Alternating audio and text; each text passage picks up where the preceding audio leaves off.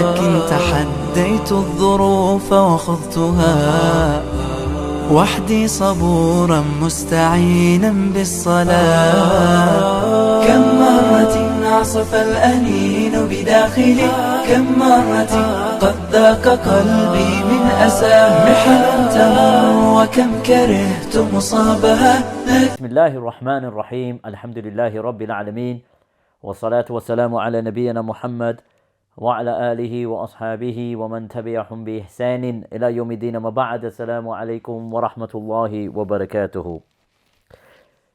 Since the Zionist air campaign on the people of Gaza, may Allah aid them, many innocent civilians have lost their lives. I think it's 4,000 and counting. May Allah accept them as shuhada. Ameen. And it's opened up a lively discussion regarding the position of the believers when it comes to how we should approach this conflict.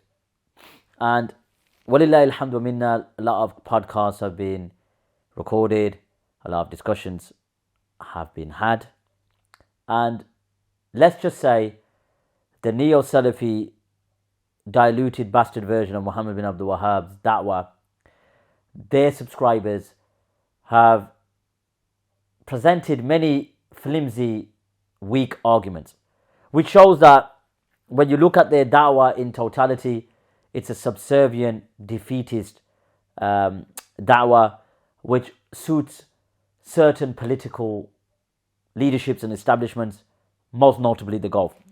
Whether they know it or don't know it, that's obviously, I'm not saying they intentionally know that they promote certain rulers, but unfortunately that's the way the cookie crumbles. This video will focus on a recent podcast from Usman Khan. Oh, sorry, let me say his Arab-sized name because, he's Ali Hadith, it's Uthman bin Farooq. Okay, Mr. Malikil Yawmiddin. And neo-Salafi da'wah or pseudo-Salafi da'wah, and I emphasize on the word neo and pseudo, is because when you look at the original Salafi da'wah, which is obviously the Najdi da'wah, it's following a bastard diluted version. So it's been diluted over time, over centuries, over decades, and especially in our recent times, it's going through a whole different phase.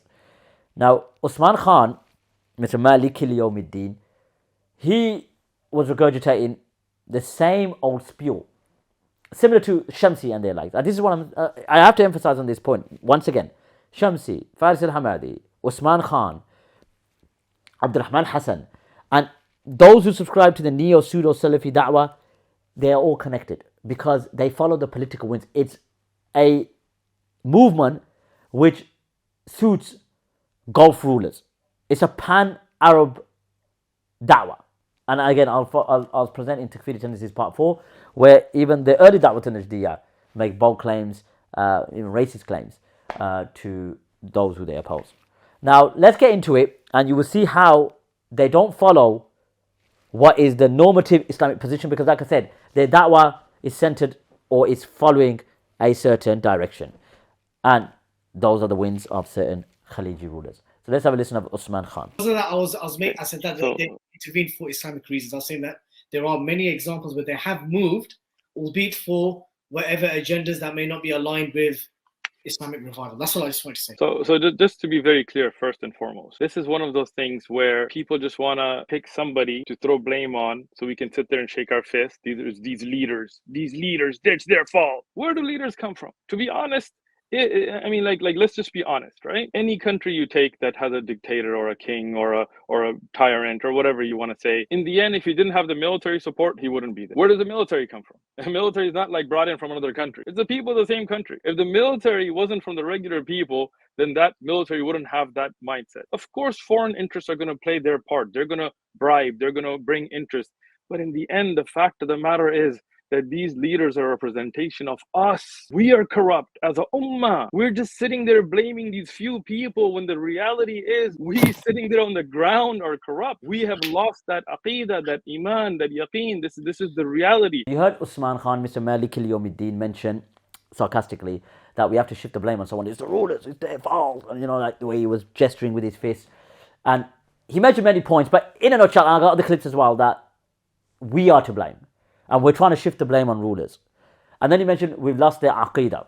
I'm going to educate. I'm going to take you to school, son. I think, that certificate you got from wherever you studied, from our nation, it's quite easy, you could get that quite easily. Even I could get that tomorrow, mate. It doesn't make a difference. So the brothers from up north, really highlighted that if really and truly, you need to sort yourself out. And I know a lot of stuff about you. Let's just say that way.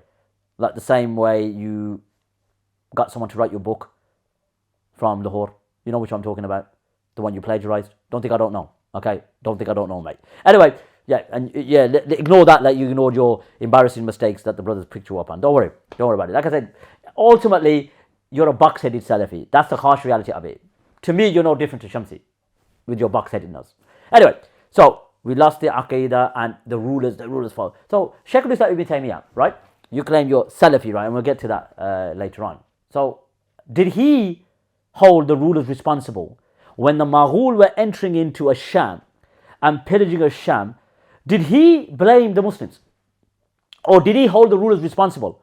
To the point that Shaykh al-Islam Ibn Taymiyyah even threatened to remove them if they don't stand up for the belief. Let me potentially address the claims you're going to make. No, in that time everyone was praying and there weren't no issues. What are you talking about? In that time the rulers were Ash'ari. Number two, there was shirk. Even Ibn Kathir confirms there was shirk in their time. So don't worry, we'll get to that. So what did Shaykh al-Islam Ibn Taymiyyah say to the ruler? Okay, let's educate you. As you can see on Surah Al-Bidayah wa Nihaya by Ibn Kathir, Ibn Taymiyyah rahmatullah alayhi said, In kuntum aradtum an sham wa himayatihi. If you refuse to defend Sham, okay, or defend Sham. Now, as I said before, if we contextualize it, very similar to what we're seeing in Gaza today. That none of these rulers who these guys bootlick, he's lifting all blame from them. But Ibn Taymiyyah rahmatullah alayhi had to go from Sham to Egypt, right, to defend Sham, because some parts of Sham were being attacked by the Maghul, Mahmud Ghazan and all of them. And he's saying to the Sultan, okay, the Mamalik rulers who were the Khulafa at that time, obviously they had a puppet Khulafa, meaning the Abbasids sitting in Cairo. But what I mean is that ultimately the affairs were run by the Mamalik. So he said, if you reject or refuse to aid Sham or defend Sham, أَقَمْنَا لَهُ سُلْطَانًا, we would raise up a sultan. We would raise up a sultan. So meaning he's threatening to rebel against the ruler, who would surround and defend it, meaning Sham, parts of Sham which was under the control of the Mamalik. So then what happened was the Sultan sent some soldiers to Sham. Then Ibn Taymiyyah rahmatullah alayhi said, لو قدر أنكم لستم حكام الشام ولا ملوكه واستنصركم أهله وجب عليكم النصر فكيف وأنتم حكامه وسلاطينه. Listen to this, what Ibn Taymiyyah rahmatullah alayhi says, very pertinent. He said, if you weren't the rulers of Sham and its kings, placing it in our reality today, Uthman Khan, if you weren't the rulers of Sham and its kings, you will need to give victory to his people because it's wajib upon you. But then he says, فَكَيْفَ وَأَنْتُمْ حُكَّامُهُ. How is it that you are the rulers and the salatin, meaning the sultans, and they are your subjects, and you are mas'ool, you are responsible for them. Strengthen the army, and he guaranteed them victory. Walillahi alhamd. When the army arrived in Sham, the people started getting very happy after they were, full of despair due to their lives and their families and their wealth, etc., etc. So, come back to me now. So, Uthman Khan, what are you talking about? That the rulers are not responsible. Ibn Taymiyyah rahmatullah alayhi threatened the ruler by saying, if you're not going to defend Sham, right, we would raise a sultan that would surround it and defend it, right? So he was talking to the rulers. So the rulers are responsible, mate. When you've got a GDP, when you've got an army, you are responsible for its people, even if you're not the rulers. So this is, the Ummah is one body. You understand? The Ummah is one body. So how dare you, Usman Khan, Mr. Malik al-Yawmiddin, that negating any sort of responsibility for the rulers and blaming us. I'm blaming, no, it's your fault. It's your fault. So just to add, and to summarize, if you're not the rulers, you're responsible. It's wajib upon you to give them nasr. And due to you being the rulers, meaning the khulafa. That's why we need a khilafah, because the ummah will be under one ruler who's responsible for the bilad al-muslimin or the diyar al-muslimin. This is why it's important. When you split into nation states, then qawmiyya comes in, wataniyya comes in, asabiyya comes in. And this is the problem. You're pan-Arabs. You don't even know you're a Pakistani, want to be Arab. But ultimately, that's what we should have. So calling to, a khilafah and calling to the book of Allah and the sunnah of the Messenger sallallahu alaihi wasallam, the sharia as a whole, this is what we should be calling to. But indeed, you are secularists. Indeed, you are secularists. I'm going to prove that in my other video. Now, you also mentioned, right, we've lost the aqidah. Now, what they mean by aqidah, because aqidah is comprehensive, right? It's comprehensive. It includes qadar, includes adab al-qabr, includes, Allah's names and attributes, it includes the Dajjal, it includes the return of Isa. This is aqidah. So when we lost the aqidah, why are you talking about, you buckhead? This is the problem. Neo-Salafi, pseudo-Salafis, when they say the correct aqidah, they just mean asma wa sifat. Look, we got the books of the Salaf there. And again, I don't like to bring it because you've seen it before. Mentioned in the books different categories. So again, Buck said, why are you talking about aqidah? Let me educate you. During the times of the Abbasid, there were certain khulafa that adopted the creed of i'tizal, which the Salaf themselves said that whoever adopts this is a kafir, right? So they lost their aqidah. I'm just showing you flimsy arguments. It's like Ali radhiallahu anhu said to the Khawarij when they said, Innal hukm illa lillah, he said, Kalimatul haqq yurid biha batil. Exactly what you're upon. You try to call people Khawarij, not you personally, but you still got that neo-Salafi Bukhari tendencies. 3 khulafa adopted this as state religion, the creed of i'tizal, and they tortured many ulama. I don't need to educate you. You're fairly familiar with this particular event. Were they given victory in battles by Allah subhanahu wa ta'ala? So hold on, they're upon a creed which is kufr, according to the Salaf. But did Allah subhanahu wa ta'ala give them victory in battles? Let's educate. So as you can see on screen, we've got the book Al-Kamilu fi Tarikh by Ibn Athir. Okay, and when he mentions, the conquest of Al-Ma'mun il-Rum.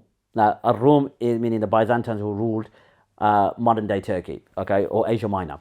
Continuing just to show you about the belief of i'tizal, we got Khalq al-Fa'al al-Ibad by Imam Bukhari, and he mentions that وَقِيلَ لِأَبِي بَكْرٍ bin Ayyash, whoever says that the Quran is makhluk, may Allah's curse upon him, he's a kafir, he's a zindiq, and don't sit with them.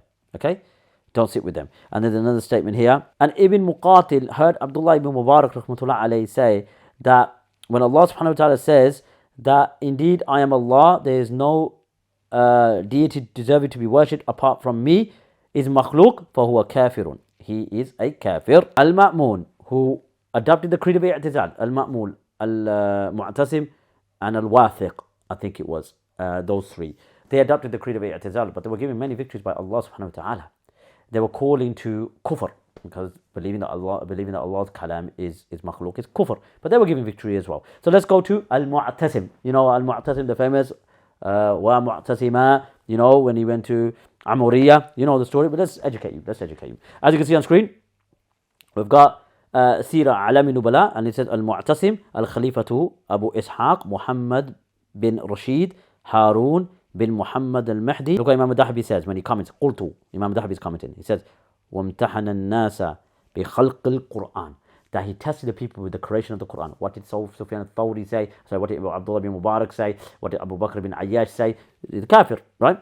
He wrote to the Amsar, the areas of the Muslims. And Imam al-Dahabi says, this continued, until Al-Mutawakkil basically ended it after 14 years. So for 14 years, they were afflicted with Khalq al-Quran.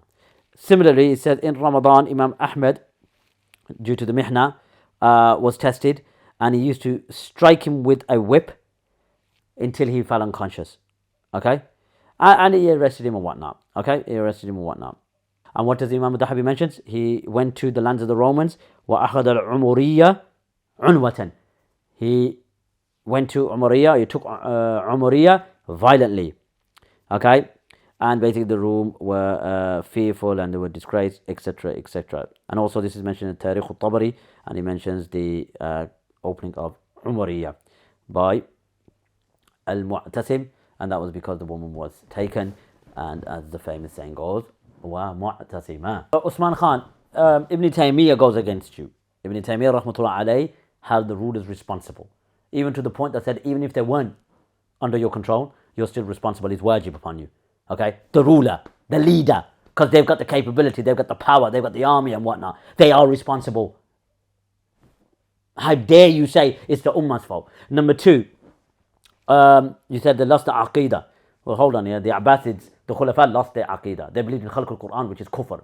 The Salaf said you're a kafir if you believe in that. They were given victory. They went to the land of the Romans. Allah subhanahu wa ta'ala gave them victory, honored Islam. Now, once again, this neo-Salafi rhetoric is a defeatist mentality. It's a defeatist mentality. And what it does, because it favors certain rulers in the Gulf, and is, this Al-Hadith movement in Pakistan, because they, want to be Arabs and whatnot, it doesn't resonate well when the Muslims stuff up some courage and say, no, we're not going to accept this. Like the Muslims during the colonialist era, when the imperialist powers went into our lands, they were the superpowers. They were the superpowers, after the Renaissance and after the Industrial Revolution, they were the powerhouses, building ships and they had planes and you know what I mean? They were very powerful. But yeah, Islam allows us to. Read what Ibn Taymiyyah's fatwa. Adul Sa'il, and all the other fatwas connected to it. So let's listen to Usman Khan and we'll follow up some more evidences. Because at the end of the day, look, this is why you shouldn't allow yourself to give them any sort of platforms. Because they regurgitate this rhetoric. This platform here, we are educating the masses. It's not done for entertainment. Educate them. Put the evidences on screen. Now, he can argue, okay, well, I'm busy, and that's fine. You know who I am. I know more about you than you think. I mean, I've been in contact with brothers, or rather they've been in contact with me from San Diego. I've got direct communication, and I know your true reality. Like I know the true reality about Mufti Menk, about certain things that he's been getting up to. So, that book that you wrote, where you got someone in Lahore and Pakistan to write it for you, which you plagiarized, or they plagiarized, and then you put your name on it. Listen, you're a fraud, mate. You're a fraud. So, let's listen to... It's a very easy scapegoat to just be like the king of this country, the president of this country, and it's his country's fault. And while we're sitting here, all of us in the West, sitting here comfortably while we're just blaming people over there, not thinking that this is something that has to come from the people. When the people change, the governments cannot. You think we can elect an Islamic leader? You think they're going to allow that? Have you not been watching what's been going on in the world? Have you not seen what's going on in Pakistan? In any election that goes on where you're going to elect somebody that is beneficial, then of course there are those people that are, whether it's the military, whether it's the financial institutions who are tied with people outside, whoever it is, are going to take it out. What happened in Egypt earlier when they had their own elections and somebody came in power that people didn't like? What happened in other places? This is something that we're sitting in a world of just throwing blame instead of taking responsibility as a ummah. Look, saying that people praying is not going to make a difference in the condition of the ummah, I'm sorry, this is something that you need to go check your connection with Allah subhanahu wa ta'ala. When we have the obedience to the kitab and sunnah, no doubt, when we have our people making salah and zakat, because saying the people who are making salah need to be united, of course, no disagreement with that. But how many people are even making salah? Percentage-wise, I'm not just saying 1 million, 2 million. What I'm talking about from 2 billion Muslims. Go around the Muslim world and go see how many people. And the salah is just one example. It's because it's from the arkan of iman, the highest of ibadat. That's why I use it as an example. So you heard Usman Khan continuing his regurgitated rhetoric regarding the rulers and it's our fault. And he mentioned the salah. And they're talking about, you really think they're going to allow Islamic leaders? And then he mentioned Egypt as an example. Look at this. If he knows about what happened in Egypt, the dictator, Hosni Mubarak, alayhi la'natullah, he was in power for 40 years because he was the West puppet, right? 40 years, when there was elections, he was getting 98% of the vote and whatnot. Then eventually the Arab Spring happened and he was toppled. Then an election took place, and then again, whether democracy and tadarruj, based on the Ikhwan and whatnot, that's a different discussion. We don't want to get into that. Whether taking part in democratia or intikhabat and whatnot, that's a different story altogether. Do you know what happened to Muhammad Mursi, rahmatullah alayh, and who toppled him? It was your box-headed Salafis. Have you heard of a Noor party? Huh? They allied with Sisi and the Copts and the secularists and the atheists to get rid of Muhammad Mursi. Now, leave about the Ikhwan. a member of the Ikhwan. They've got issues, of course. But you were saying Islamic leader. Yes, he had Islamic tendencies. He used to wake up for Fajr and lead the people in Fajr Salah. And this is what you find the Khulafa did at the earlier junction of Islam. They used to lead the Salah and lead the Jum'ah and whatnot. But it was the Salafi that got rid of him. People don't like him. It was you Salafis that didn't like him. And you toppled him for a secularist monster who right now is still in power. So as you can see on screen, this is the photo when he arrested Muhammad Mursi rahmatullah alayh. And as you can see where the arrow is over, where I've got him with the yellow, but I'll put another arrow over there. There's one of the leaders of the Noor party. So you got the Sufi Ash'ari, Ahmed Tayyib, who was involved in this, who sees his poodle. You got the Cop leader, and then you've got the army on the left, okay, or to the right of Sisi. So as you can see, you've got these box-headed Salafis, similar to Usman Khan. Look at them, they're falling asleep. Look at the two falling asleep. And they're the ones that helped topple Muhammad Mursi. You got these box-headed Salafis, as you can see, it says Hizb al-Noor Salafi announced that they will continue to support Sisi in the sort of elections, etc. So, coming back to me now. So you're talking about Usman Khan. It was your Salafi brethren that toppled the Islamic leader. Okay, how Islamic he was, Ikhwan and whatnot. See what I'm saying? Your political affiliations make a big difference. So you're part of the problem. Your ideology is part of the problem. Your methodology is part of the problem. Because when Hosni Mubarak was replaced and the Ikhwan came into power, it was your Salafi ideology and methodology because of your opposition to the Ikhwan when you were getting interrogated by Dawah man, to affirm your cult member, your safe sect cult member membership. Ikhwan, this is the issue. Now, when you look at Islamic history, right, there was issues in the past where there was genocide. Armies came, foreign armies that destroyed Muslims and slaughtered Muslims. So how did the early Muslim historians, when they were speaking about this matter, did they make any comments regarding the Muslims don't pray? This is happening to us because we don't have the correct aqidah. And all of these neo-Salafi garbage rhetoric that they come out with. How did Ibn Athir, rahmatullah alayh, categorize and explain the Mongols' incursions into the Islamic lands? Look at the language used and then compare it to these neo-Salafis like Usman Khan, Shamsi, Faris al-Hamadi and whatnot. As you can see on screen, we've got Al-Kamilu fi Tarikh by Ibn Athir. And I summarize it in the year 617, ذكر خروج التتار إلى بلاد الإسلام. That it mentions the emergence of the Tatar, the Mughal, in the lands of Islam. And then Ibn Athir mentions, I'll just go into the introduction and then I'll mention the key points because it goes into much detail. It says, لقد بقيت عدة السنين معرضا عن ذكر هذه الحادثة. He said that for so many years, I did not want to mention this event. Subhanallah. Listen. استعظاما لها, due to the enormous issue. كارها لذكرها, dislike mentioning it. فأنا أقدم إليها رجلا. I used to come with it with one leg. وأؤخر أخرى. That then I used to take one of the other foot back. Okay. فمن الذي يسهل عليها أن يكتب نعي الإسلام والمسلمين. How easy is it for someone to write the death blow of Islam and Muslims? That's how severe it was. فمن الذي يهون عليه ذكر ذلك. He says, and how is it the remembrance of, how can it be so light? يا ليت أمي لم تلدني.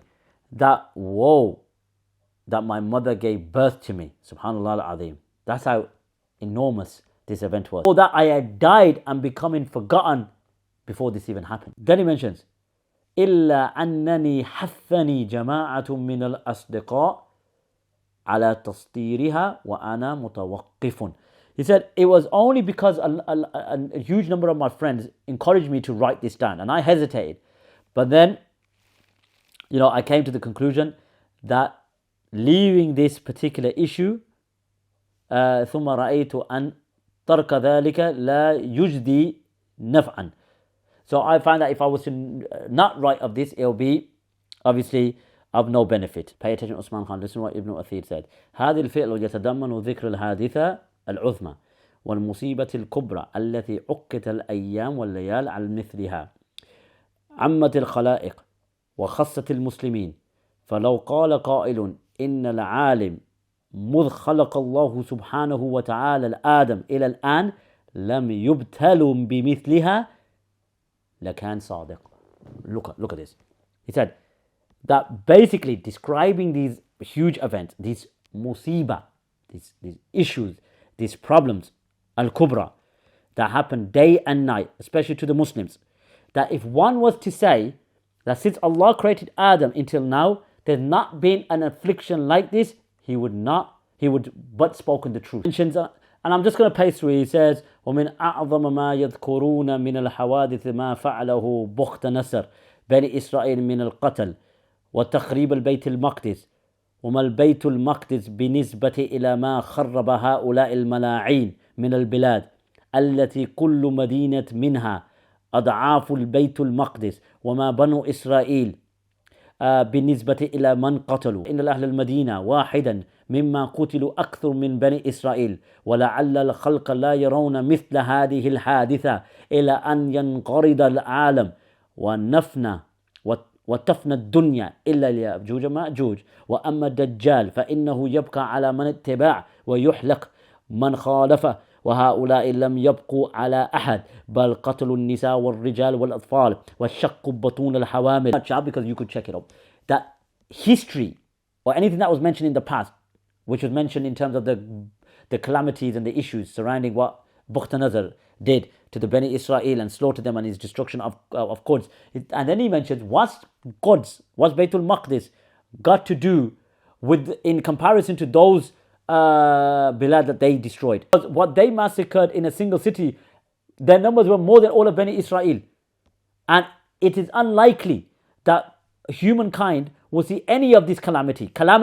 He didn't blame the Muslim. Calamity. Until the world comes to the end when Ya'juj and Ma'juj comes. For even the Dajjal would spare some of his followers, meaning those who follow him, even though he wants to destroy them. But these Tatars didn't spare anyone. They killed the men and the women, ripping the pregnant women and killing the unborn child. Listen to this with the arrows over. وَلَقَدْ بُلِيَ الْإِسْلَامِ وَالْمُسْلِمِينَ فِي هَذِهِ الْمُدَّةِ بِمَصَائِبٍ لَمْ يُبْتَلَى بِهَا أَحَدٌ مِنَ الْأُمَمِ مِنْهَا هؤلاء التتار قبحهم الله أقبلوا من المشرق ففعلوا الأفعال التي يستعظمها كل من سمع بها. Ibn Athir mentions basically Islam and the Muslims were afflicted. He didn't say they were punished. They were afflicted. He didn't mention about, they didn't pray Salah, they had the correct Aqidah during this time where calamities where basically no other people have had. And these Tatars came from the east and brought all sorts of issues or horrible things which will scare those who hear of them. You just heard what Ibn Athir wrote when he was describing the events of the Tatar. He was so hesitant in writing it. He called it the death blow of Islam wal Muslimin. He was saying that it's bully al Islam wal Muslimin. Islam were afflicted. We had, trials and etc. etc. Now, once did he blame the Muslims? Subhanallah al-Azim. And he even goes as far as saying that we would not be tested like this, meaning to the point that this was so heavy on him, he didn't want to write it. And he even said, look, woe to me that my mother gave birth to me. Did he blame the Muslims once? No. Did he say that they didn't pray? No. What I'm going to do is play a video of Usman Khan and compare it to Ibn Athir and look at the language. So when you say that, basically when you said that you're blaming the Ummah on these governments, this is it's totally rejected. I would reject this fully, akhi. You can't basically say because the Ummah, there's certain people in the Ummah who have low iman or they're not praying. It's our fault. No, it is the fault of those who are in power. And it is our duty. Who put them in power? But hold on, but now at least. Go ahead. But who put them in power is the colonialists, the British and the French and the Americans. Who put them in power? Like, why is this still basically something that's a question? I believe that we as an ummah today, the leaders of the people who are already praying 5 times a day. I didn't say basically we should not basically get people to pray. That's all what I do for life, and that's what you do for life. But the question is, there's people who already are praying. Are they doing their job after the prayers, after they finish their zakat and siyam and their personal duties? We're supposed to be interacting with the military that you talked about. We're supposed to be interacting with the people in power. We're supposed to be interacting with the people of influence and giving them da'wah instead of just giving George and John da'wah. We're supposed to give the people who can actually hold the keys of change in these countries to change so they can mobilize the resources of the ummah to bring change, right? So we can't just blame Abdullah and Zayd basically for the problems of the whole ummah. No, there's people in power, and those people are responsible. Allah subhanahu wa ta'ala in the Quran said they're responsible. How do we basically get them off the hook? I don't understand that. And this is maybe my question for you. How do you basically? Let me answer the How question. do you? He asked me a Let me just clarify the related. question. Go ahead. How do you get these people off the hook? You know what I'm saying? Nobody took them off the hook. Hold on. Let me just answer the question. He asked me a question. Let me answer it. Sorry. Nobody took them off the hook. But do you think those colonial powers are sitting in Egypt and in Pakistan and these countries right now? Are they sitting there putting these people in power? Who's the people carrying the guns putting them in power right now? Who's responsible right now, basically? The Ummah. Who's For what? there? We're not The praying. Ummah. Who's putting them in power right now? Who's standing with their guns and tanks? Is it the British? It is the people in power, the military itself, the tyrants themselves. The military. Where did the military come from? Yeah, Shaykh, it's not From another no more country? of that. They were brought in by the British? They were brought in by the Americans? So no, the Ummah put them there, basically. This is what you're saying. Thank you. No, that's not correct. This is even crazy to even say that. These But people where did the military come from? They're installed by the colonialists. So you're saying. Let me just clarify this. There's for bad example, people. the British or the Let me French. Let me give you the answer so we don't speculate. There's no reason. We're sitting with each other. There's no speculation needed. The people who basically inherited the powers of the colonialists were very bad apples in the Ummah. They are the ones who are holding power. What are you going to do about that? It's not as if basically, Zayd and Abdullah say, oh yeah, I approve the evil people to be on top of the military or on top of the government. You notice during that clip when Shaykh Uthman, I think it is, when he mentioned this is the Ummah's fault, he didn't flinch. He was like, yeah, it's the Ummah's fault. It's the Ummah's fault. Now, it's a technicality and a straw man, and I'll explain why. This is the problem with these secular Salafis. Because the harsh reality is, right, I'm getting a bit too comfortable sitting like this, that when you look at the Muslim world today, and you look at the leaders in charge, secularists, communists, because South Yemen was communist once upon a time, we got many rulers that are adopting secularism. Are these legitimate rulers, Usman Khan? That's what you got to remember. When we say rulers, right, we know now that the rulers are responsible because they are being put in positions of power. They have the ability, they have the resources, they have a responsibility. Now, when we look into the Ummah's affairs, of course, we have, as an Ummah, a collective responsibility. But there are certain positions of power that certain rulers have, whereby the Ummah requires them to take a stance. It's common sense. The army or the subjects are not like the rulers. They've got responsibility. They've got certain powers that we don't have. To say that what's going on in Palestine now is the Ummah's fault, bring it close to home. Let's bring Pakistan into this. In 2001, Musharraf, may Allah deal with him as he sees fit, he allowed the Americans to use Pakistan air bases to launch attacks onto Afghanistan. Right. So he took that decision to do that. Pakistan has seen the effects ever since, with the so-called war on terror, how many Pakistanis have lost their lives. When you place this now under the microscope, who was responsible for that? The people or the rulers? The ruler. So he had that power to make that decision. The Awam didn't have that power. That doesn't necessitate that because they don't pray, that's why Allah subhanahu wa ta'ala does not give us victory. Because when you look at what the Prophet sallallahu alaihi wasallam told us about, there will always be a group of people that fight for the truth. There will always be a group of people that will be upon the haqq. It doesn't necessitate that every single person in the ummah needs to be upon, correct aqidah. They should. I'm not negating that. But your utopia that everyone needs to pray and everyone needs to be, righteous, that's not the criteria for victory. And there's a hadith that goes against you when the Prophet ﷺ said, وَكَمَا قَالَ إِنَّ اللَّهَ يَأَيْدِ دِينُهُ بِرَجُلٍ فَاجِرٍ, that Allah can aid his religion through a transgressive person. So that transgressive person could be committing all sorts of ma'asiyah, all sorts of dhunub. He may not necessarily be performing his 5 daily prayers. And when you talk about the prayers about, it's kufr or whatnot, I've done a video on it. There's a valid ikhtilaf on it, etc. Now, to show your argument about, aqeedah and whatnot, in the time of Ibn Taymiyyah, there was shirk. But yet Allah subhanahu wa ta'ala gave them victory of the Tatar. People were doing all sorts of madness. And he mentioned in this month, specifically, Shaykh Taqiyuddin Ibn Taymiyyah went to the Masjid Narinj. And he and his companions ordered, that they cut a rock, right? That the people, went to by the river, and they cut it. And what did he say? And the Muslims were happy, and because they got rid of what? The shirk that was there. Shirk was there. Ibn Kathir mentions that they were performing shirk. Ibn Kathir in Al-Bidayah wa Nihaya confirms there was shirk in the time of Ibn Taymiyyah. Yet Allah subhanahu wa ta'ala gave them victory, Usman Khan. So how do you explain that? How do you explain that the kufr that Al-Mu'tasim, Al-Ma'mun, and Al-Wathiq were upon, okay, Al-Mutawakkid ended it after 14 years, they were given victory by Allah subhanahu wa ta'ala against the Rum. But they were upon the belief. I'm not calling them kuffar, but the belief was kufr. How do you explain that? So once again, it shows your argument is flawed. The argument you use because it's one of the rukns of Islam, meaning from the arkan. That's why I'm using the example. But then if you go to hadith, Allah subhanahu wa ta'ala could punish a people for engaging in riba.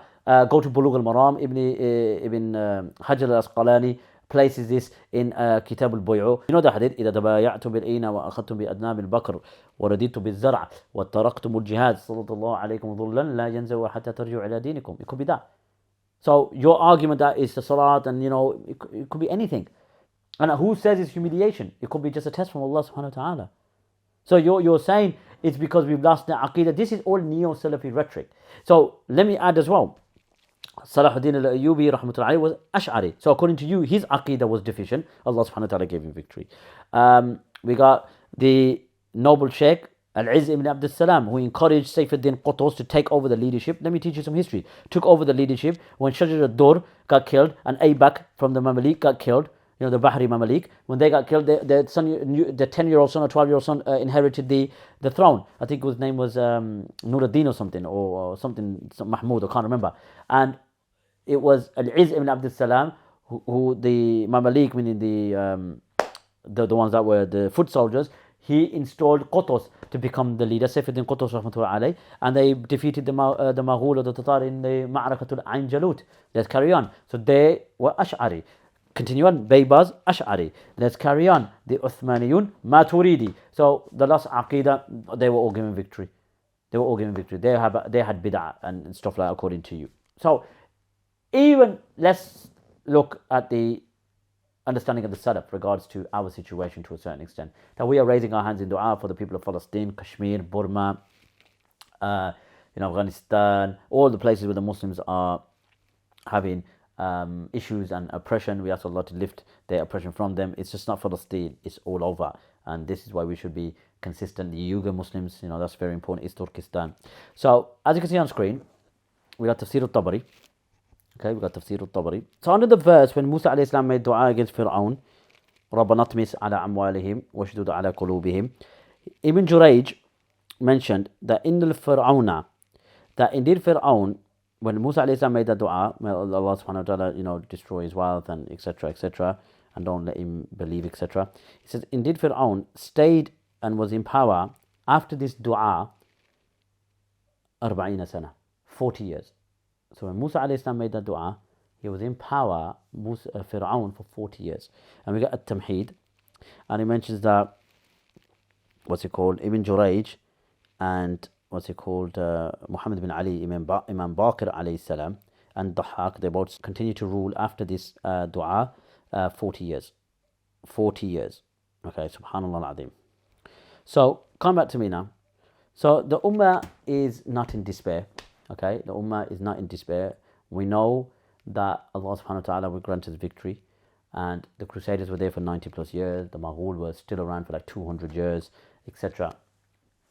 We don't blame the Ummah. We don't blame the Ummah at all. So, and even when we look at Ahmad bin Nasr al-Khuza'i, the one that rebelled in the time of the Abbasid Khalif, due to the Khalq al-Quran, what happened? Do you know the story? I'll place it up. I did a video on it. You just click the card. He was due to rebel, as you can see. I'll just go through it because I'm going to end the video as lengthy as it is. He mentions that that Ahmad bin Nasr al-Khuza'i quietly, obviously, wanted to do Amr bil Ma'ruf wa Nahy anil Munkar wa khuruji ala sultan li bid'atihi wa da'watihi ila al-qawl bi khalq al-Quran. So he rebelled. So if you use Imam Ahmad, who said don't, Ahmad bin Nasr al-Khuza'i wanted to rebel and do Amr bil Ma'ruf due to his bid'ah. Okay? So some imams themselves call it kufr, but some call it bid'ah, but it's bid'ah mukaffira anyway. But what happened? So how did they get caught? In a nutshell, right? I'll just put the screen up. They were going to plan and rebel at a certain day. So when they agreed on a Friday, they're going to beat the drums, right?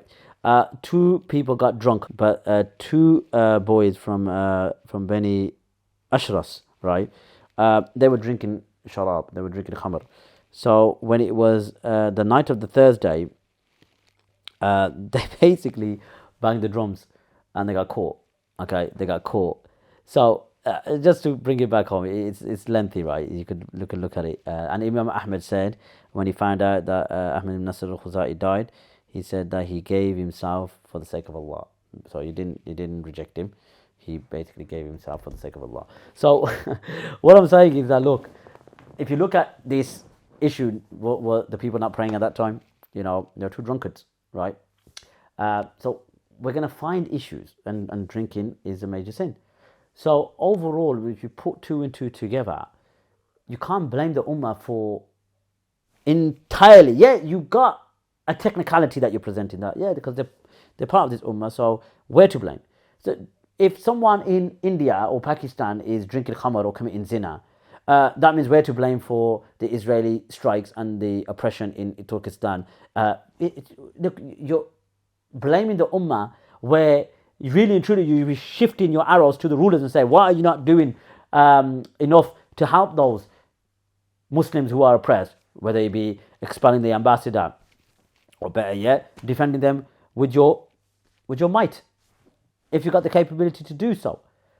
Let's just listen to Uthman Khan. I'm 100% with making actual action. But the question is, was there anybody in Badr that wasn't making salah? That's the problem that we're not looking at. It's not just salah. I'm not saying, and like I clarified already, I just use salah as an example, right? Because it's one of the arkan of iman, one that many ulama said if you leave it makes you kafir and so on. So the point there being, it's so important from the bodily ibadat, and if the majority of the ummah is not doing it, we have a problem. In Badr, the iman of the Sahaba, this was their greatest weapon. Their iman, it wasn't that they had the best swords. It's not because they had more numbers, right? And when we look at Qadisiyah, the Islamic history is something we should all study. In Qadisiyah, when the Muslims were going and they were going to cross a river under Sa'd ibn Waqqas radiyallahu anhu, they didn't say who's stronger, who's this. They said, has anybody committed a major sin? Pay attention. They asked them, has anybody committed a major sin? Lying is a major sin. Backbiting is a major sin.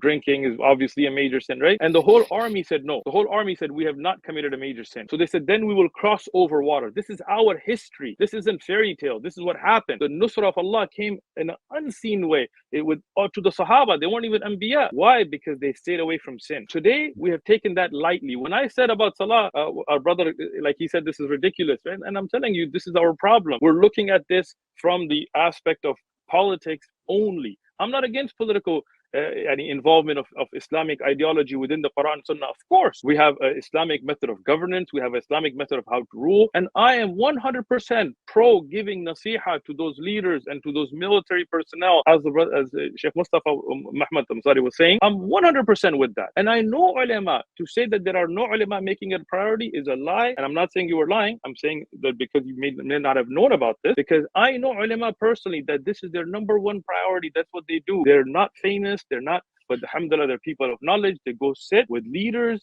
privately, give them nasiha. They go sit with military leaders. They go sit with kings, and they're making it their priority. And again, that should be done. I agree. But to think that we're still blaming the colonial powers for our situation today is not going to help us. Yes, they ruined a lot of things for us. They put people in power that were dhullam. I realize that. But today, we as a ummah have to wake up and start taking our own responsibilities.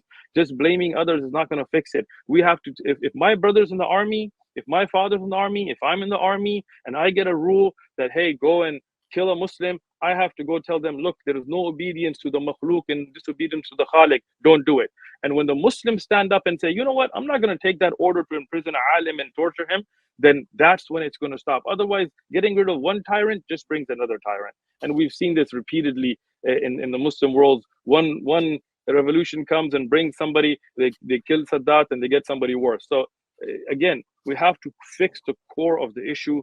I'm 100% saying that Muslims need to give advice and nasiha and da'wah to our leaders, to our military folks, to our politicians, to unite. I'm with that. But I'm just not going to sit here and say this is Egypt's fault and Jordan's fault and this fault and that fault, knowing that when I've been to those countries, and I haven't been to Egypt, but any other countries in the region, and I've seen the regular people from which the military is recruited and how their obedience to their military orders goes over their obedience to the Quran and what Allah has forbid to harm the Muslim. There is the problem that we're not addressing. You heard Usman Khan. A little correction for you, Usman Khan. Salah is the arkan of Islam, not the arkanul iman. Okay, just a little correction for you.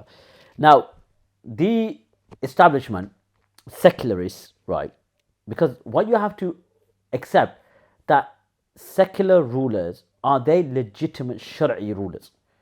Marxist rulers, whether they claim to be Muslims, are they legitimate Shari'i rulers? Communist rulers, are they legitimate Shari'i rulers?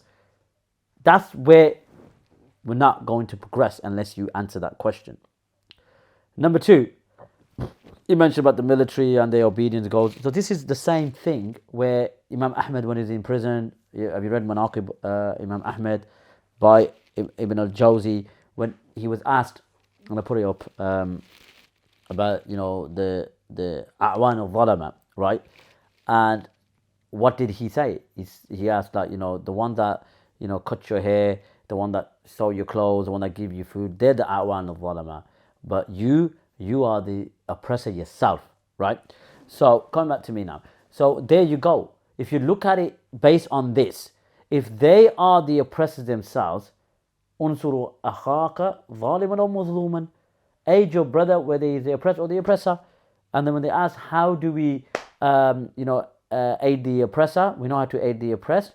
I think the Prophet ﷺ, that, grab hold of his hand. So, yes, the awakening of Islam, educating them, I agree with you. There's no dispute there. But you shill for secularist rulers. You shill for un-Islamic rulers. What I mean by the Islamic rulers, we're talking about other than the Kitabullah and the Sunnah of the Prophet ﷺ. They adopt foreign ideologies or Western ideologies, and they use that as their base for ruling. Ultimately, you would agree with me that the Kitabullah and the Sunnah of the Prophet ﷺ, the Sharia should be implemented. So if they're using other means, are they legitimate Shari'i rulers, like I mentioned before? Our problem is not going to be solved overnight. And that's what we have to understand sitting in the West. We are at a disadvantage. And even if we were in the Islamic lands, we would struggle. Look at the ulama in Saudi that have been locked up, which you don't speak about. They've been unjustly locked up. 2030 vision. You could see concerts. You could see lewdness. You could see fawahish. You could see women, or so-called, so-called rappers and vice versa, making kufri statements in the land. Usman Khan really needs to go back to the drawing board. I feel that they are an issue with the Ummah. Not taking away the fact that they're not madkhalis. I agree that they're not madkhalis, but principally they're no different. And I've got a video to record after Shamsi's recent discussion with Daniel Hakikaju at Speaker's Corner. There was another, Salafi who made some statements, and again, it's just one after another when it comes to their rhetoric. But alhamdulillah, look, a Hanafi Athari like myself, even though principally we might be connected and have more of a agreement than disagreement in terms of usul, I can't stand by and watch these box-headed, bootlickers run with their subservient, servile methodology. I've said this before and I'll say it again. One Ash'ari or Maturidi that stands with the causes of the believers, unlike these pseudo-Salafi, neo-boxheads, and spreads awareness and comes together showing solidarity for the Ummah's causes, is more beloved to me than 1,000 Athari bootlickers. Let's be frank. So it's not about, this is close to me and this and no.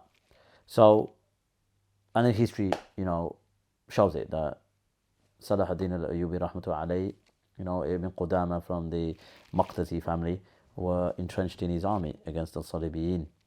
Even Nuruddin Zinki used to exchange letters, writings with Ibn al-Jawzi. Ibn Kathir brings it in Bidayah wa Nihaya.